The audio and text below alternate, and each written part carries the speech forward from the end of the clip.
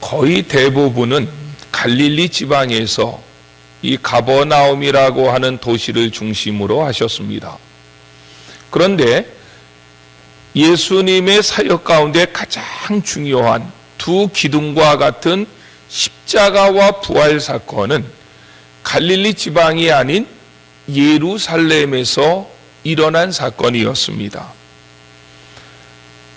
왜 예수님께서 갈릴리 지방에서 거의 대부분의 사역의 시간들을 보내셨는데 십자가와 부활 사건을 예루살렘에서 일어나게 하셨을까? 그것을 한마디로 이야기하기는 어렵지만 구약에 보면 예수님은 유월절의 어린 양으로 하나님의 제단에 드려질 것에 대해서 여러 차례 말씀하셨지요. 그래서 예수님은 유월절을 지키러 오셔서 예루살렘으로 오셨다가 십자가에 못 박혀 돌아가셨고 죽은 자 가운데 3일 만에 부활하신 것입니다. 그리고 예수님은 부활하신 다음에 2번이나 예루살렘에서 제자들에게 나타나셨습니다. 그리고 요한복음 21장은 예수님께서 3번째로 제자들에게 나타나신 사건인데 첫 번째, 2번째와는 달리 3번째 예수님께서 제자들에게 나타나신 것은 예루살렘이 아닌 다시 갈릴리 지방이었다는 것입니다. 그렇다면 제자들은 첫 번째, 2번째 예루살렘에서 예수님을 만났는데 3번째로 예수님을 만난 장소가 갈릴리였다면 왜 그들이 갈릴리로 갔을까? 이것을 우리는 생각해 봐야 됩니다. 왜 그들이 예루살렘에 조금 더 머물러 있지 않고 갈릴리로 갔을까? 그것은 이미 지난 시간에 말씀드렸던 것처럼 예수님의 말씀에 순종하기 위함이었습니다. 부활 후 첫날 여인들이 예수님의 무덤에 갔다가 예수님이 부활하신 모습을 보고 이제 무덤에 시체가 없고 또 무덤에 막혀있는 돌이 열려있고 이런 거 보고 처음에는 누군가 와서 그 무덤 속에 있는 예수님의 시신을 훔쳐가는 줄로 알았지요. 그러다가 천사를 만나고 부활하신 예수님을 만납니다. 부활하신 예수님께서 여인들에게 부활하신 다음에 첫 일성이 뭐냐면 가서 내 형제들에게 갈릴리로 가라 하라. 거기서 나를 보리라. 이 말씀을 여인들에게 했고 이 여인들은 빠른 걸음으로 달려가서 예수님의 제자들에게 예수님의 그 말씀을 분명히 전달했겠지요. 더 중요한 것은 예수님께서 십자가에 못 박혀 돌아가시기 전날 밤 마가복음 14장 27절 말씀입니다. 마가복음 14장 27절에 보면 예수님께서 십자가에 못 박혀 돌아가실 전날 밤에 제자들에게 말씀하십니다. 예수께서 제자들에게 이르시되 너희가 다 나를 버리리라. 이는 기록된 바 내가 목자를 치리니 양들이 흩어지리라 하였느니라. 그러나 내가 살아난 후에 너희보다 먼저 갈릴리로 가리라.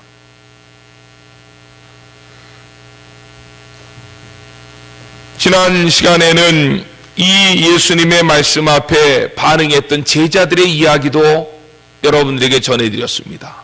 베드로가 제일 앞장서서 이 사람들이 다 버린다 할지라도 나는 주님을 버리지 않겠습니다. 참 교만했지요. 그럴 때 내가 닭이 울기 전에 3번 나를 부인하리라. 주님이 그렇게 말씀하셨습니다. 우리는 지난 1시간 동안 어떻게 보면 제자들은 예수님의 명령에 순종하기 위해서 갈릴리로 간 거지요. 부활하신 다음에 여인들의 이야기를 들었고 또 여인들의 이야기를 듣자마자 예수님 십자가에 못 박혀 돌아가시기 전에도 우리에게 갈릴리로 먼저 간다고 하셨지. 이런 생각이 번뜩 들어서 제자들은 갈릴리로 달려갔던 것입니다. 그렇다면 우리의 고민은 뭐였는가 하면 왜 예수님은 예루살렘에 있는 제자들을 갈릴리로 불러 모으셨느냐. 지난 1시간 동안에 저는 그 이유를 한 줄로 이야기할 수 있는 이야기를 1시간 한 거예요. 그 한 줄로 말할 수 있는 그 내용이 뭔가 하면 배신한 제자들, 영적으로 병들어 있는 제자들, 생각 없이 행동하는 제자들을 회복시켜 주시기 위한 주님의 사랑이었습니다. 한량없는 은혜였습니다. 이 한 줄로 요약할 수 있는 내용을 지난 1시간 동안에 저는 설교를 했고, 그래서 지난 1시간 동안 설교를 하면서 설교의 제목에 대해서는 전혀 언급을 못했습니다. 원래 설교의 제목은 얘들아 너희에게 고기가 있느냐, 이게 설교의 지난주의 제목이었는데, 여기에 대한 말씀은 이 하나님의 한량없는 사랑과 은혜가 얼마나 컸는지 이거를 증명해내기 위해서 시간을 다 쏟았고, 그래서 이 설교의 제목에 대해서는 전혀 언급하지 못했는데, 오늘은 그래도 지난주의 설교에 대한 제목의 내용을 조금 언급하고 넘어가야 오늘 본문의 내용과 이어질 것 같습니다. 예수님께서 부활하신 다음에 첫 번째와 두 번째 만남은 예루살렘에서 있었는데, 첫 번째 만남 속에서는 도마가 없는 제자들만 모여 있는 데에 예수님이 나타나셨습니다. 두 번째 만남은 예수님께서 도마가 현장에 있는 모든 제자들이 함께 있을 때에 예수님께서 그들에게 나타나셨습니다. 그런데 첫 번째, 두 번째 예수님께서 나타나셨을 때에 그들을 향해서 던졌던 일성이 똑같았습니다. 뭐였죠? 너희에게 평강이 있을지어다. 세상의 모든 사람들은 가장 첫 번째 소원이 뭐냐? 우리 가정이 평안한 것입니다. 내 삶 가운데 평강이 넘쳐나는 것입니다. 그런데 모든 세상 사람들이 그것을 원하지만 진정으로 그 평강을 누리는 사람은 많지 않습니다. 한국의 자살률이 세계 1위라고 하지 않습니까? 경제가 고도로 발달하지만 사람들에게 참된 평안과 만족을 주지 못하고 있다는 거예요. 그것을 찾지 못한다는 것입니다. 이 부분에 대해서도 제가 여러 차례 설교했습니다. 세상의 참된 평화는 돈으로 권력으로 힘으로 오는 것이 아니라 하나님의 은혜로 받은 구원 가운데 누릴 수 있는 것입니다. 구원을 받은 자만이 누릴 수 있는 것이 참된 평강이라는 것이지요. 이 구원은 예수님의 십자가와 부활을 통해서만 얻을 수 있습니다. 그래서 너희에게 평강이 있을지어다 라고 선포할 수 있는 진정한 자격자는 예수님밖에 없습니다. 왜냐하면 그 세상의 누구도 나를 위해서 대신 죽었다가 다시 3일 만에 살아나신 분은 예수님밖에 없기 때문에 그렇습니다. 세상에 많은 종교가 있습니다. 석가모니도 마호메도 공자도 마리아도 나 때문에 죽었다가 다시 살아나지 아니했다는 것입니다. 오직 나의 죄 때문에 십자가에서 가장 처절하게 돌아가셨다가 3일 만에 다시 살아나신 분은 예수 그리스도밖에 없습니다. 그래서 예수님만이 우리에게 너희에게 평강이 있을지어다 라고 선포하셨던 것이고, 저는 소원하기는 다른 데서 평강 찾지 마시고 돈이나 권세나 친구나 세상의 향락 이런 것들로 평강 찾지 마시고 주님이 여러분들에게 진정 주시기를 원하는 그 평강이 이 자리에 있는 저와 여러분들에게 넘쳐나시기를 주의 이름으로 축원합니다. 세 번째, 주님께서 제자들에게 나타나셨을 때에 세 번째는 너희에게 평강이 있을지어다라고 말씀하시지 않았지요. 세 번째, 주님께서 제자들에게 나타나셔서 첫 번째 일성이 뭡니까? 얘들아, 너희에게 고기가 있느냐? 이게 세 번째 주님께서 제자들에게 나타나셔서 하신 첫 번째 일성입니다. 예수님은 늘 말씀드리지만, 요한복음이 그것을 강조하지만 예수님은 하나님의 아들이십니다.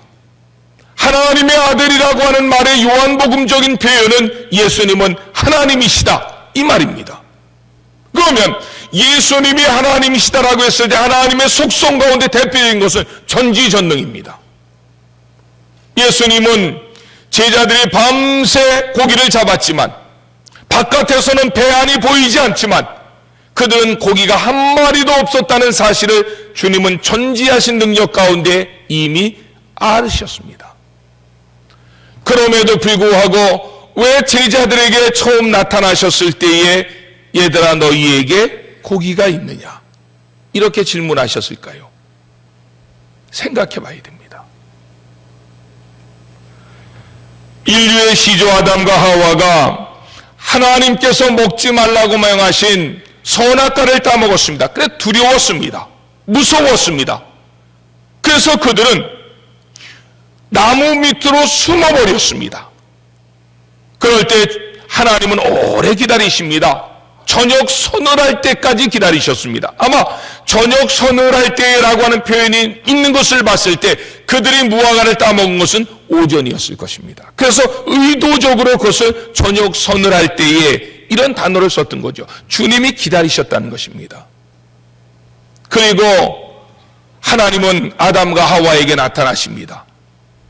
첫 일성이 뭡니까? 아담아 내가 어디 있느냐.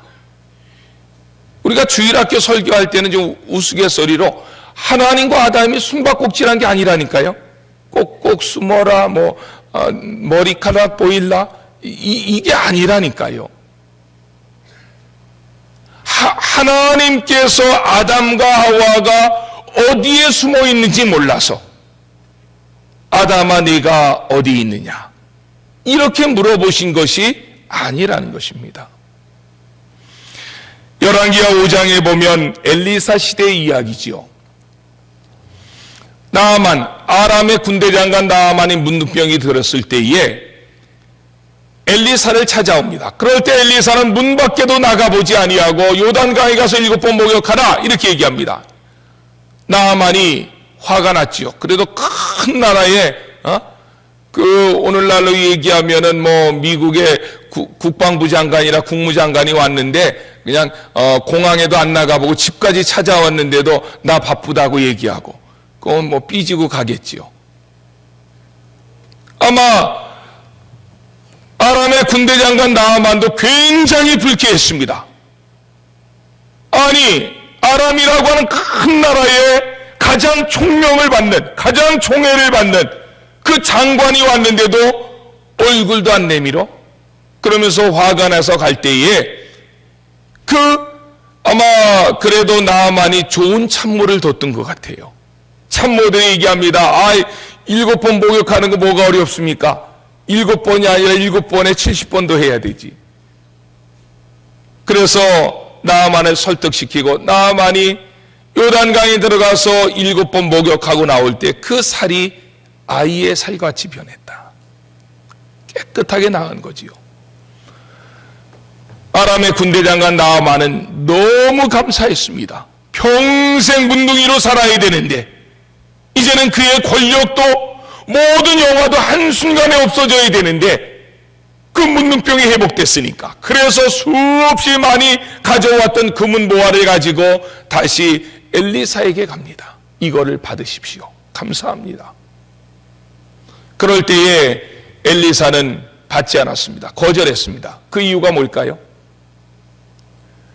여러분들이 신학교 한번 해보세요. 신학교 하면 제일 필요한 게 돈입니다. 왜? 신학생들이 다 가난하니까. 그거 받아서 장학금 주면 되잖아요. 근데 안 받았다고요.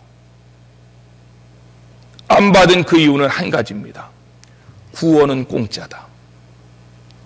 이걸 보여주기 위해서. 하나님의 은혜는 프리다. 값없이 받는 것이다. 이 엄청난 교훈을 보여주기 위해서 엘리사는 신학교를 운영하고 있으면서 돈이 필요했지만 나아만의 돈을 1원도 받지 않았습니다.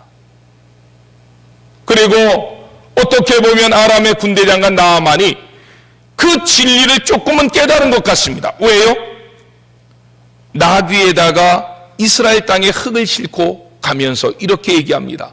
나는 이제 아람 나라로 돌아가면 하나님께만 경배하겠습니다. 와, 엄청난 거죠. 그런데 결정적인 순간에 이 엄청난 교훈을 묵사발로 만들어 놓은 사람이 있습니다. 그의 제자 게하시입니다. 그의 고국으로 돌아가는 나아만의 뒤를 쫓아가서 우리 선생님 엘리사의 집에 손님이 왔는데 금이 필요합니다. 옷이 필요합니다. 그러니까 나아만은 어차피 다 주고 가야 될 판에 안 받아서 마음이 깨름직했었는데 그거 요구하는 것보다 더 크게 이 게하시에게 주고 이 나아만은 떠나갔습니다. 나아만은 이제 자기가 받은 은혜 값으로 치렀다는 거예요. 엄청난 교훈이 사라지는 순간이지요. 게하시가 엘리사의 그 신학교지요. 어떻게 보면 선지 동산이었으니까 신학교로 들어올 때에 묻습니다. 게하시야, 내가 어디 갔다 오느냐? 엘리사가 몰라서 물어본 게 아니라는 거예요. 이거는 성경이 다 같이 우리에게 주시는 교훈입니다. 얘들아, 너희에게 고기가 있느냐? 게하시야, 내가 어디 갔다 오느냐? 아담아, 내가 어디 있느냐? 하나님은 모든 것들을 다 알고 계셨지만 그렇게 하나님께서 물어보신 그 이유는 그들에게 회개의 기회를 주시기 위한 하나님의 사랑이었습니다. 그렇게 물어보실 때에 아담과 하와가 하나님, 우리가 잘못했습니다.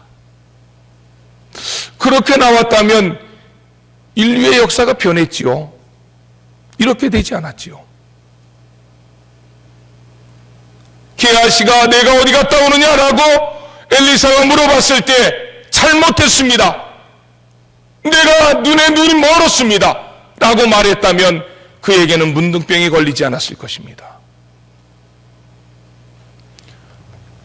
제자들에게 얘들아, 너희에게 고기가 있느냐? 라고 이야기할 때에 이 생각 없는 제자들, 제가 지난 시간에 이야기하면서 우리 아이들의 그 속상함도 한번 얘기했대요. 생각 없이 행동할 때 아주 그냥 미쳐 돌아가실 것 같은 거죠. 부모들은. 그러한 제자들, 주님께서는 회개할 기회를 주셨지만 더 깊이 숨었고 세상의 바다에서 하는 일에만 더 열중했던 것을 보게 됩니다. 밤새 한 마리의 고기도 잡지 못했는데 어떻게 해서든지 그래도 한 서너 마리는 잡아가야 뭐 찌개 끓이라도 하나 끓여 먹지 않겠나 하면서 더 열심히 잡고 있을 때에 주님이 친히 말씀하십니다. 그 그물을 오른편에 던지라. 제자들은 밤이 맞도록 수고했지만 주님이 누구인지 몰랐지만 그 말씀에 의지하여서 그물을 오른편에 던졌습니다. 그럴 때에 큰 고기 153마리가 잡혔지요. 우리 모나미 볼펜 거기에 보면 153이라고 하는 글자가 쓰여 있다. 모나미 볼펜을 만드는 사장님이 신실한 크리스찬인 것을 볼 수 있지요.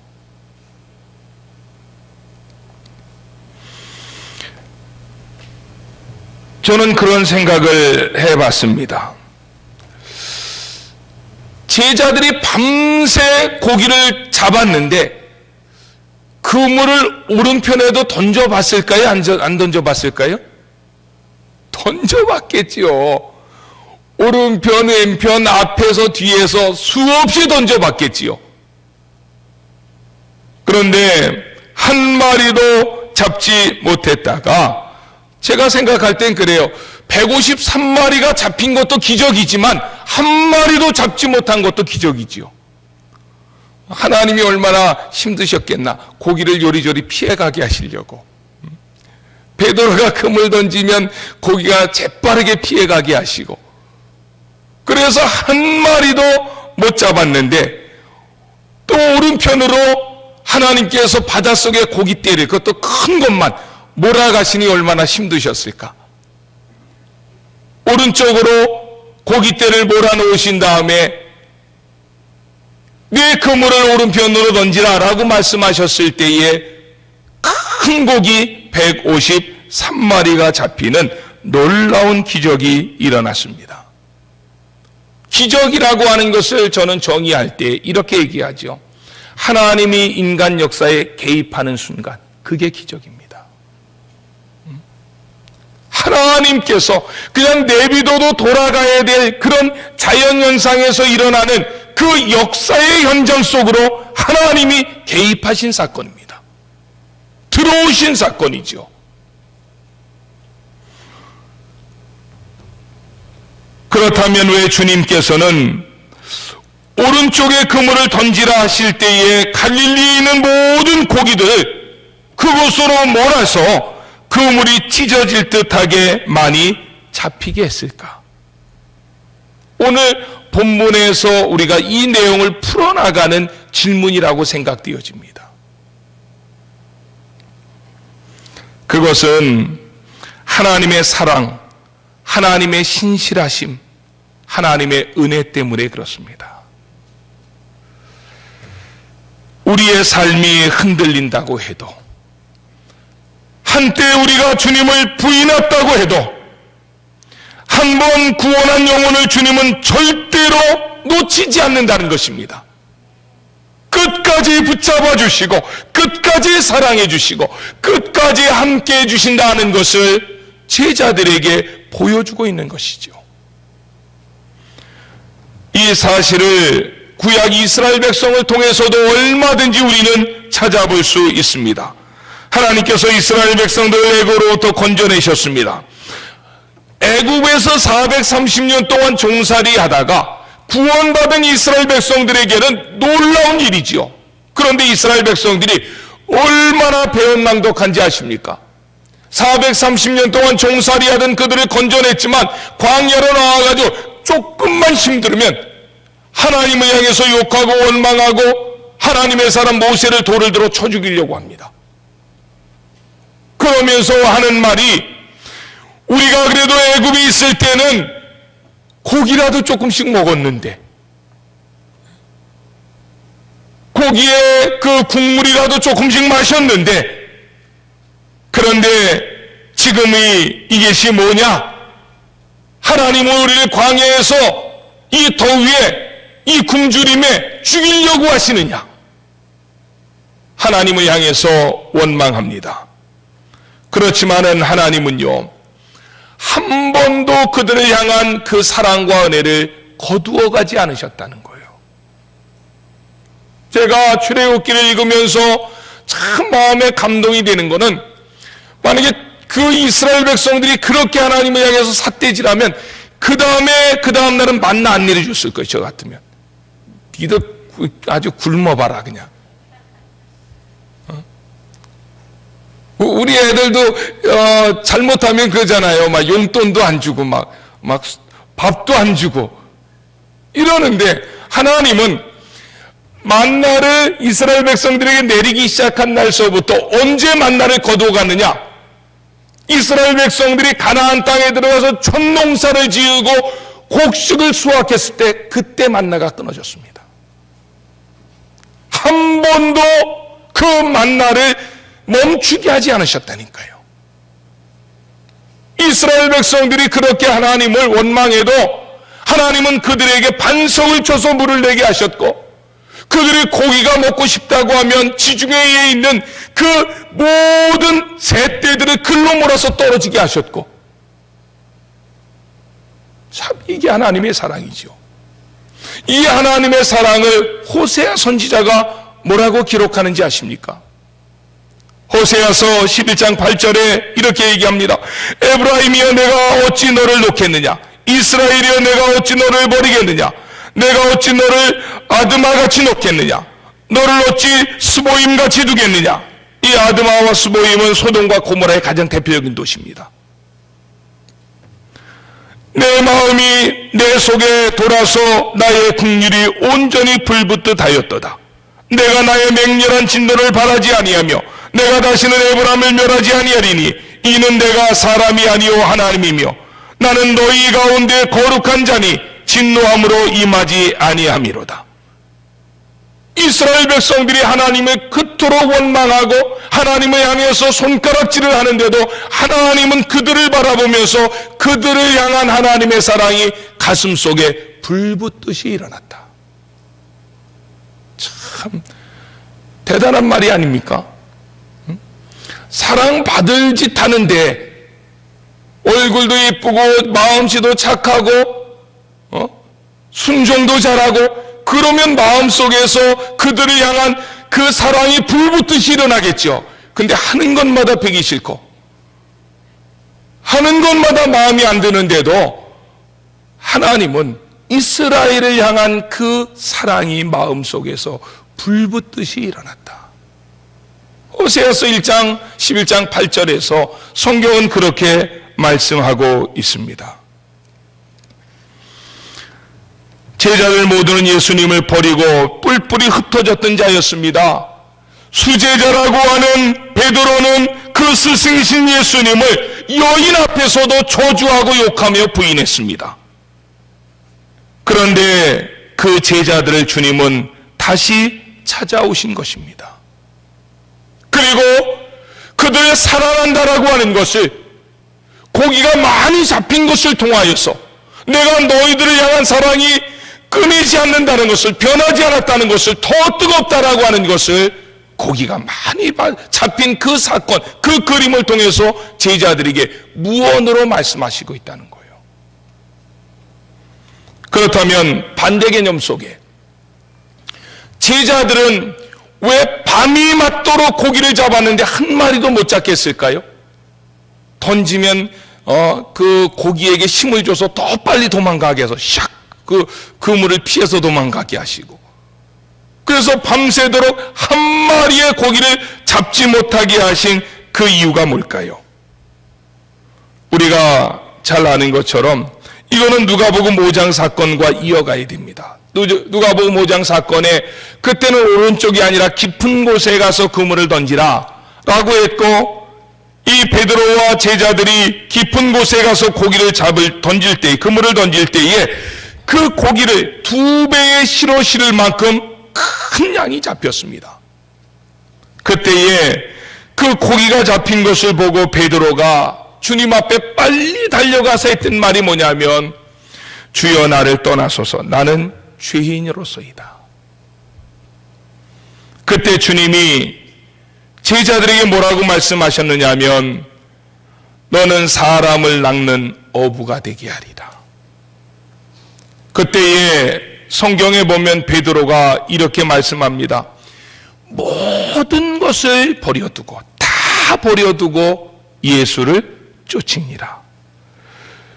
고기 잡은 거 많으니까 우리가 생각할 땐 주님 잠깐만 기다리시고 내가 이 많이 잡은 고기 팔아가지고 미천 챙겨서 주님 쫓겠습니다, 이렇게 하지 아니하고 그 자리에서 다 버려두고 주님을 쫓았다, 이렇게 말씀하지요.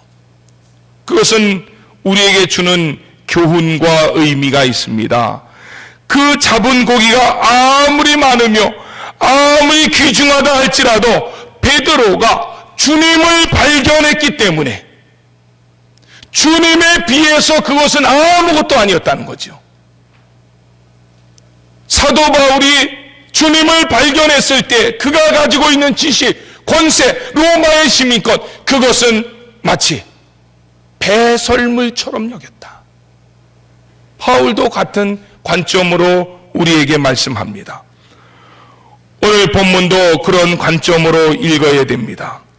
앞에서 모든 것을 다 버려두고 주님을 따랐듯이 제자들도 주님께서 고기를 한 마리도 못 잡아서 밤새도록 그 빈 그물만 끌어올렸을 때에 그들에게 찾아가서 그 그물을 오른편에다 던지라라고 말씀하셨고 그대로 순종했을 때에 베드로는 153마리의 고기를 잡았지만 그 고기를 잡아가지고, 보세요, 고기를 잡아가지고 물속에다 그 그물을 그대로 두면은요 고기가 다 도망갑니다.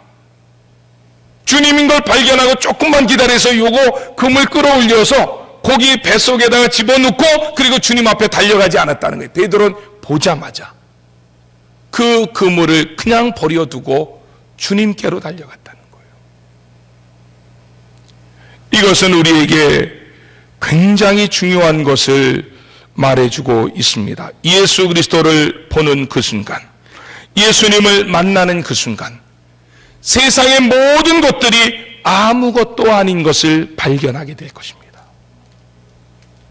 물론 세상에 가지고 있는 권세, 명예, 돈, 대단한 것이지만 주님에 비교해보면 그건 배설물로 여길 만한 그러한 것의 가치밖에 되지 않았다는 것을 사도 바울을 통해서도 우리는 알 수 있고 본문의 제자들의 행동을 통해서도 우리는 발견할 수가 있다는 것입니다. 베드로가 주님을 만나서 위로 올라갔을 때 주님께서는 이미 제자들을 위해서 불을 피워 놓으셨고 밤새도록, 여러분들 저도 낚시 가끔 좋아해서 가기도 하지만 낚시 그 손맛 보기 위해서 그 추위와 싸워야 되고 그냥 밤새 버들버들 떨어야 되고, 그럴 때 누가 불 옆에 모닥불 다 켜주면 거기다가 고기까지 노릿노릿 구워주면 얼마나 좋겠습니까? 주님이 불을 펴 놓으시고 그 숯불 위에 생선을 구우셨습니다. 그 생선은 제자들에게 가지고 오라고 해서 구운 생선이 아닙니다. 주님이 친히 만드신 것입니다. 그리고 제자들을 그 식탁으로 초청하십니다. 와서 조반을 먹으라. 이 식탁은 천국에서 베풀어질 아름다운 식탁의 모형입니다. 그리고 우리 인생이 이 땅에서 지치고 힘들 때에, 고단할 때에, 쓰러지고 넘어질 때에 주님은 우리를 외면하지 아니하시고 찾아오셔서 우리의 필요를 채워주시며, 사랑하는 아들아, 사랑하는 딸아, 두려워하지 말라, 내가 너와 끝까지 함께하마. 주님은 오늘 본문을 통해서 우리에게 그렇게 말씀해 주고 있습니다. 이 떡은 천국에서 일어날 그 식탁의 모형이고 그림자인데 그 떡의 실체는 예수 그리스도 자신이십니다. 그래서 요한복음에서 자신에 대해서 직접 해석해 놓았습니다. 나는 하늘에서 내려오는 생명의 떡이라. 말씀을 정리해 보려고 합니다. 제가 읽었던 책 가운데, 그리고 보았던 영화 가운데 정말 여러 번 요 근래에서도 다시 보았던 영화가 있습니다. 옛날 영화지만 다시 유튜브에서 찾아가지고 보았던 영화가 1952년 해밍웨이가 썼던 소설 노인과 바다라고 하는 책이었습니다. 이 노인과 바다라고 하는 이 책을 읽으면서 또 이 영화를 보면서 얼마나 많은 것들을 생각해 보게 하는지 모릅니다. 그 책에 나오는 노인, 나이가 많은 어부였지만 날마다 고기를 잡으러 바닷가로 나갑니다. 오랫동안 고기를 잡지 못했는데도 이 노인은 그 꿈을 버리지 않습니다. 내가 언젠가는 큰 고기를 잡으리라. 그런데 계속적으로 한 마리도 잡지 못했고, 그래서 저녁 때 들어오면 그 꼬마가 나갔다가 가서 돛대를 들고 같이 들어오고, 그런 모습들이 참 머릿속에 그려지지요. 하지만 이 노인은 그 신념을 버리지 않습니다. 그 희망을 버리지 않습니다. 큰 고기, 세상 사람들이 깜짝 놀랄 만한 고기를 잡아야 되겠다. 그래서 바다에서 열흘, 20일, 30일, 50일, 70일, 80일 그렇게 시간을 보내고 83일째가 되어집니다. 그런데도 고기는 잡지 못했고, 그러다가 바다 가운데 있었던 84일째, 자기가 가지고 있던 배보다 더 큰 고기를 잡습니다. 혼자서 그 배와 사투하면서 그 바다 한가운데서 그 큰 고기와 사투하면서 결국은 그 고기를 배에다가 끌어올리면 배가 가라앉으니까 배 옆에다가 이렇게 칭칭 묶어 놓습니다. 그리고 기쁨을 가지고 이 복으로 돌아오는데, 그런데 피냄새를 맡은 상어떼들이 공격을 합니다. 상어떼를 쫓아가면서 정말 이 큰 고기를 잡았다는 것을 사람들에게 보이기 위해서 뭇으로 나왔는데, 뭇까지 사투하면서 나왔는데, 나와보니까 상어떼의 공격을 받고서 그 고기는 뼈다귀밖에 남지 않았고 하나의 쓰레기와 같은 존재로밖에 남아있지 않았던 이 내용을 가지고 이 소설은 끝을 냅니다. 이 해밍웨이의 소설 속에서 인간의 용기, 인간의 인내, 도전 정신, 이런 것들을 우리가 많이 배울 수 있겠지요. 그리고 해밍웨이는 그 소설로 인해서 일약 세계적인 스타가 되었고 노벨 문학상을 받게 됩니다. 그렇지만은 그 해밍웨이, 정말 작가로서는 최고봉에 올랐던 그 해밍웨이도 나중에는 자기의 허무감을 이기지 못하고 집안에 있는 한 자리의 권총으로 자기 자신을 쏘아서 죽입니다. 자살하지요. 소설과 그 사람의 삶을 통해서 우리에게 보여주는 그런 큰 그림이 뭡니까? 그것은 우리 인생이란 잘 나가는 사람도 그렇지 못한 사람도 50보 100보라는 것입니다. 그 손에 많은 것을 가졌다 할지라도, 혹은 그 손에 가진 것이 없어서 빈 그물처럼 아무것도 잡지 못했던 그 제자들처럼 가난하고 서글프고 어려운 삶을 살아간다 할지라도 우리 인생은 한마디로 이야기하면 모두가 허무한 것입니다. 쓸쓸한 것입니다. 불안한 것입니다. 언제요? 주님을 떠날 때입니다. 그런데 감사한 것은 우리가 주님 안에 있을 때에, 주님을 우리 마음 가운데 영접했을 때에 주님은 결코 우리를 떠나지 아니하신다는 것입니다. 끝까지 우리 가운데 계시고 우리를 지켜주시고 우리를 인도해 주시고 심장을 내어주시고 큰 사랑으로 감싸주시고, 쓰러지고 넘어졌을 때 수고하고 무거운 짐진 자들아 다 내게 오라 말씀하시고, 우리를 위해서 친히 생선을 구워주시고 불을 펴주시는 그분은 나의 주님 예수 그리스도라는 사실입니다. 그것을 오늘 본문은 우리에게 보여주고 있습니다. 그분을 만나고 가십시오. 그분을 내 마음 가운데 모셔드리고 사십시오.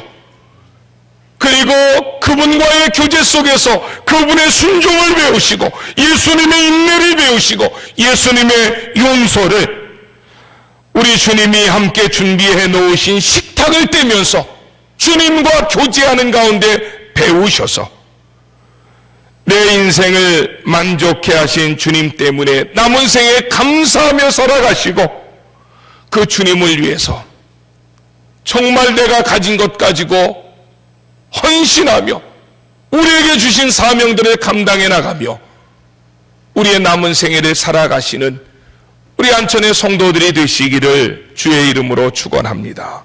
기도합시다. 오늘 우리는 제자들이 한 마리도 밤새 고기를 잡지 못했을 때에 주님은 그들을 위해서 친히 제자들이 잡아온 고기가 아닌 주님이 친히 만들어 놓으신 그 고기를 가지고 숯불에 고기를 구워놓고 따뜻하게 불을 피워놓고 그 제자들을 안아주시고 그 제자들을 감싸주시고 그 손을 붙잡아 주시는 주님의 사랑을 배웠습니다. 주님, 내가 힘듭니다. 여러 가지로 어렵습니다. 제자들의 손을 붙잡아 주신 주님, 이 시간에 내 손도 붙잡아 주시옵소서. 나도 일으켜 세워주시고 나도 감싸주셔서 주님이 만들어 놓으신 그 식탁 속에 주님의 순종을 배우게 하시고 사랑을 배우게 하시고 인내를 배우게 하시고 그래서 주님의 영광을 위해서 남은 생에 사용해 달라고 내가 주님의 도구 되기를 소원한다고 이 시간에 우리 주여 외치고 한번 기도하겠습니다.